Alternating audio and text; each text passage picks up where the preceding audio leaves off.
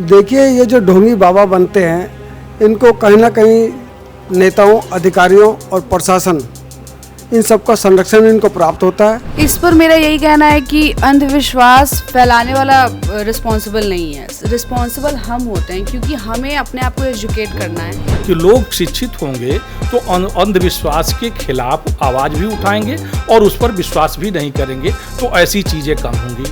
बावजूद इसके लोग जागरूक नहीं हो पा रहे, आज भी जो है उस अंधविश्वास पर विश्वास करते जा रहे हैं। नमस्कार, मैं हूं छवि पाराशर और आप देख रहे हैं सहारा समय का डिजिटल प्लेटफॉर्म मेरे साथ।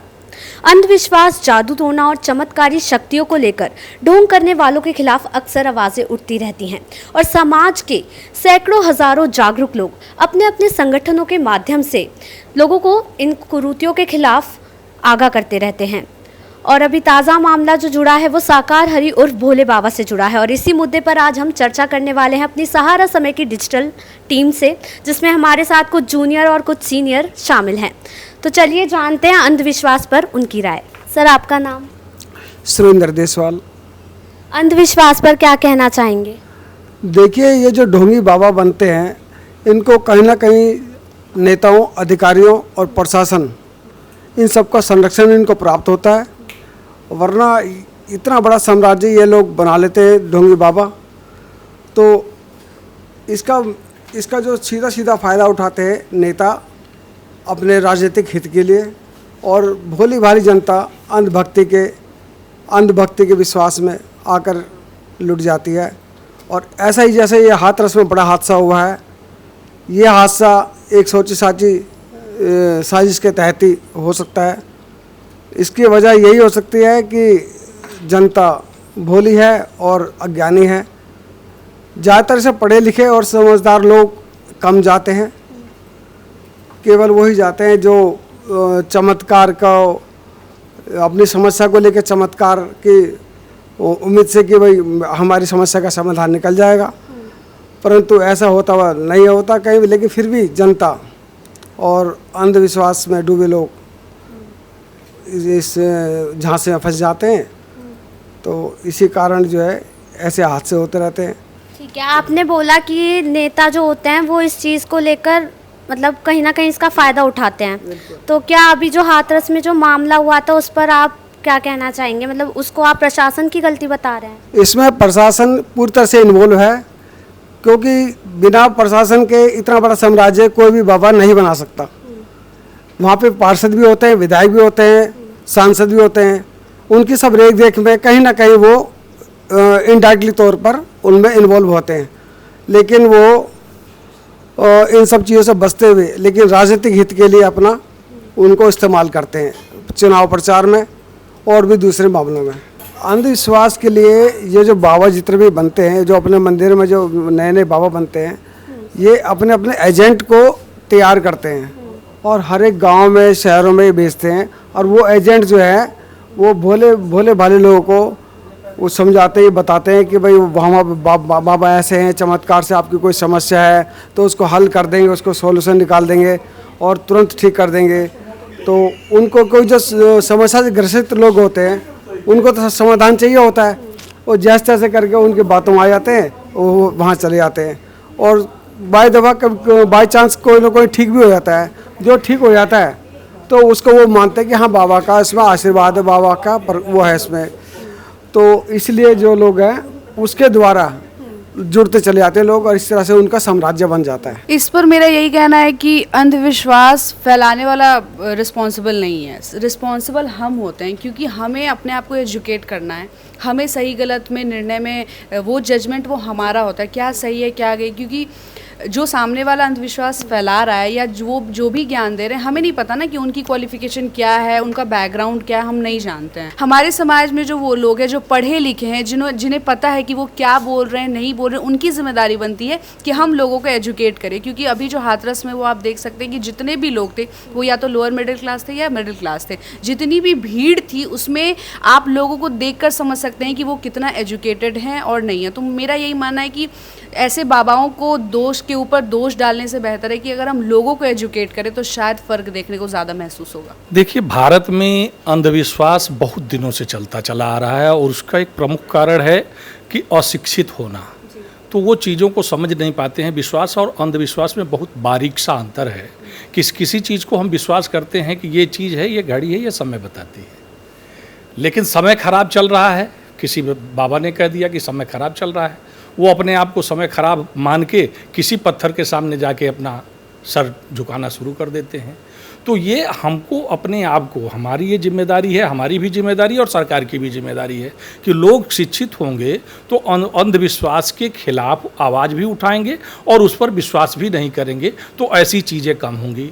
अब मैं ये बताना चाहूँगा कि बीते 1.5 सालों में राम वृक्ष और बाबा राम रहीम से लेकर और रामपाल मथुरा तक इतनी सारी चीज़ें होने के बावजूद भी प्रशासन अभी तक नहीं चेता, सरकारों ने इस पर कोई विशेष एक्शन नहीं लिया।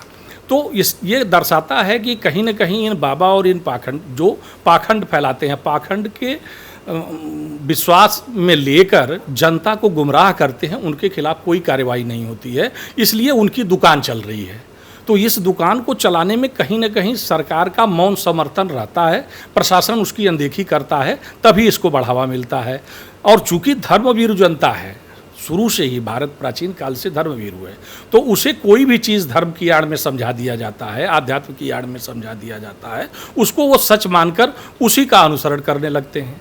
तो इसके लिए ज़रूरी है कि हमें शिक्षा दी जाए और शिक्षा के साथ साथ प्रशासन सतर्क हो कि ऐसे बाबाओं को, ऐसी सभाओं को रोके, वहाँ जाने से लोगों को वो करें, एजुकेट करें, उनको शिक्षित करें कि ये सब चीज़ें नहीं होनी चाहिए, धर्म के आड़ में या आध्यात्म की आड़ में इस तरह के आयोजन नहीं होने चाहिए, उस पर रोक लगनी चाहिए। अच्छा, भी बहुत अच्छा टॉपिक उठाया है। देखो, ऐसा कि जो अंधविश्वास है, तमाम अंधविश्वास को लेकर के देश में जो जागरूक लोग हैं, जो बुद्धिजीवी लोग हैं, वो लोगों के बताने की कोशिश करते आ रहे हैं, बरसों से करते आ रहे हैं, बावजूद इसके लोग जागरूक नहीं हो पा रहे। आज भी जो है उस अंधविश्वास पर विश्वास करते जा रहे हैं।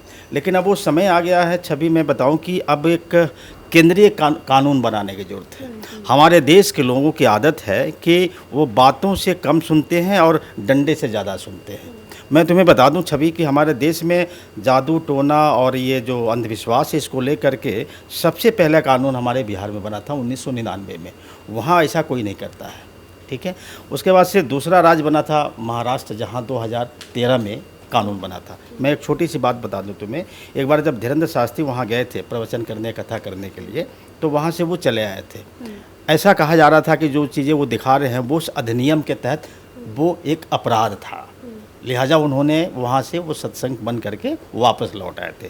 उसी तरह जो तीसरा हमारा राज्य है वो कर्नाटक, वहाँ पे 2017 में एक कानून बना, जादू टोना वगैरह वगैरह। एक बात और बता दूं कि 2016 में हमारे देश की लोकसभा में एक बिल आया था, डायन निवारण अधिनियम, यानी prevention of which hunting act, लेकिन वो लोकसभा में पारित नहीं हुआ।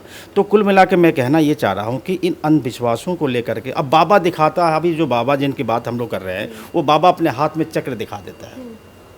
वो चक्र कहाँ से आ जाएगा भाई? अपने हाथों में त्रिशूल दिखा देता है। तो ये सब क्या है? ये सब पाखंड है, ये ढोंग है। कई बाबा होते हैं जो आग लगा देते हैं, ये सब साइंटिफिक चीज़ें हैं। लेकिन मैं तुम्हें एक बात और बता दूं, मजे के बाद, हमारा देश ऐसा है जहाँ पर ये चीज़ें होती रही हैं। एक चीज़ मेंशन करूं, एक बहुत बड़े साइंटिस्ट हमारे हुए आइंस्टीन साहब, उन्होंने एक थ्योरी दी थी, हाफ MC², यानी matter can change into light, matter can change into light, but light can not be change into matter. Light से कोई मैटर बन सकता है, लेकिन बनता था। मैं तुम्हें बता दूं कि हम उस धरती के रहने वाले लोग हैं। पहले ऋषि मुनि करते थे ऐसे, और हाथों में क्या आता था? तलवार, कटार। वो शक्ति थी, वो साइंस था। तो अभी हम वहाँ पहुँचे नहीं। अब जो 2 करोड़ की 4 करोड़ की गाड़ियों में घूम रहा है, तो वो जो पहले वाले ऋषि मुनि करते थे, वो बरसों की उनकी साधना थी, तपस्या थी, वो पाते थे, शक्ति होती थी। लेकिन ये जो आज बाबा हैं, जो भौतिक सुख सुविधाओं में रह रहे हैं, वो ये चमत्कार कर सकते हैं। इनसे उम्मीद है चमत्कार करने की? कुछ नहीं, सिर्फ ढोंगे पाखंडे। तो अब कुल मिलाकर के हमारे देश में, जैसे भारत के 3 राज्यों ने कानून बनाया है जादू टोना को लेकर, अंधविश्वास को लेकर के, एक केंद्रीय कानून बनाने की ज़रूरत है। और वह केंद्रीय कानून अगर बन गया तो ये बाबा ऐसे जो चमत्कार दिखा रहे हैं ना, चूँकि उस कानून के दायरे में आ जाएंगे, और जब कानून के दायरे में आ जाएंगे तो उनके खिलाफ उस कानून के तहत मुकदमे भी दर्ज होंगे और वो बाबा गिरफ्तार होंगे। अब ये बाबा मान लो गिरफ्तार हो गया, जो बाबा जिसका तुम जिक्र कर रही हो, हाथरस वाले जो भी बाबा हैं, शिव हरि भोले बाबा, पता नहीं कहाँ कहाँ से नाम ले लिया। अब इसके खिलाफ हमारे उत्तर प्रदेश में क्या सज़ा मिलेगी? इसको कानून ही नहीं है। लेकिन ये महाराष्ट्र में होता तो इसको सज़ा मिल जाती, जेल में जाता।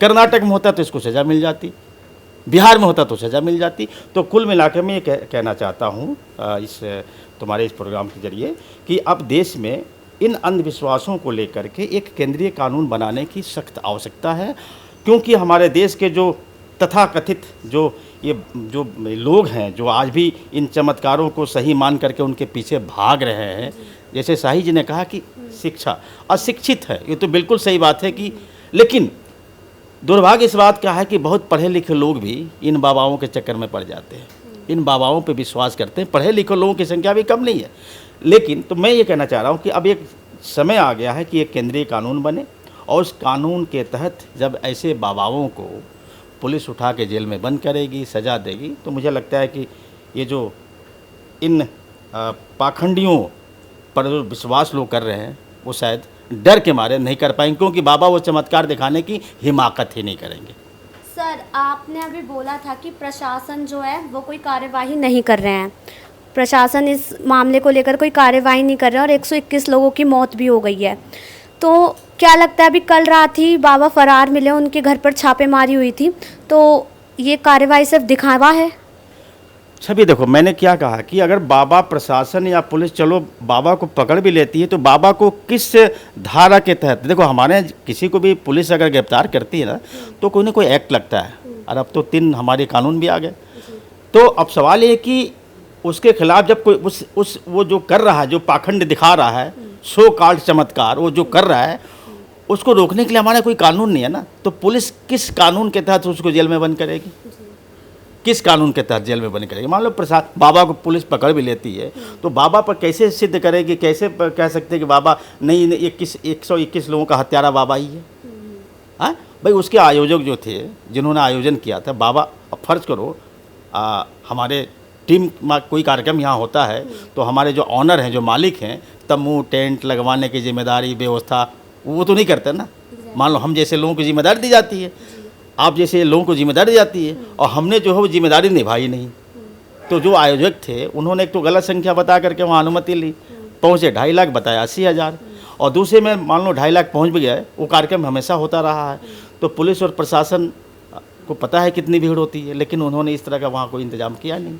लेकिन कुल मिलाकर के पुलिस अगर इंतजाम करेगी भी तो पुलिस और प्रशासन, लोग आज पुलिस और प्रशासन को दोष दे रहे हैं, लेकिन मैं मानता हूँ कि ये जब तक ये अंधभक्त ऐसे बने रहेंगे ना, पुलिस क्या कर लेगी? पुलिस डंडे तो नहीं बरसाएगी ना। बाबाओं के पीछे ऐसे भागते हैं जैसे लगता है बाबा का चरण छू लेंगे, बाबा का पैर पकड़ लेंगे, बाबा के पैर की धूल माथे पर लगा लेंगे तो उनकी किस्मत चमक जाएगी, उनके बच्चों का भविष्य संवर जाएगा, उनकी कोठी बन जाएगी। तो ये सब कुछ नहीं है। और रही बात की, देखो घटनाएं होने के बाद से प्रशासन पुलिस तो जागरूक होती है, एक आम प्रक्रिया है, 2, 4, 5, 10 दिन 20 दिन में सब लोग भूल जाएंगे, जैसा कि हमारे देश में बाकी घटनाओं को लोग भूल जाते हैं। तो चलिए, इसी के साथ हमने जानी अपनी सहारा समय की डिजिटल टीम की राय अंधविश्वास पर। अब ऐसे में देखना होगा क्या प्रशासन अभी हाल फिलहाल के मामले पर, हरि बाबा भोले बाबा के मामले पर कोई कार्यवाही करती है, या और मामलों की तरह यही मामला भी ऐसे ही दब कर रह जाएगा। देश दुनिया की ऐसी ही तमाम खबरों के लिए देखते रहें सहारा समय का डिजिटल प्लेटफॉर्म समय डिजिटल।